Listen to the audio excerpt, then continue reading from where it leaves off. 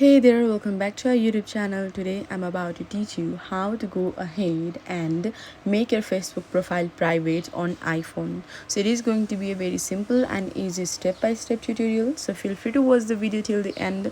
And with that being said, let's get straight into the video. To do that, firstly, you need to open your Facebook app.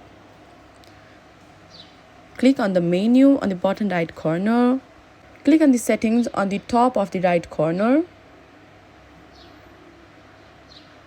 Click on the privacy checkup.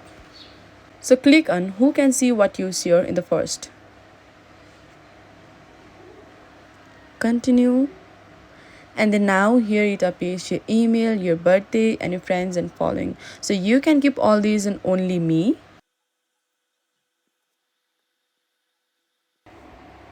So now click on the next button. Your future posts, stories, you can keep all these on the only me. Next button. Next. Next. Profile information, post, stories, audience, tagging, and blocking. All this will be shown only for you. So that was it. Now your profile is private on your Facebook. So if you found this tutorial helpful, give it a thumbs up and subscribe for more tech related tutorials. And thanks for watching.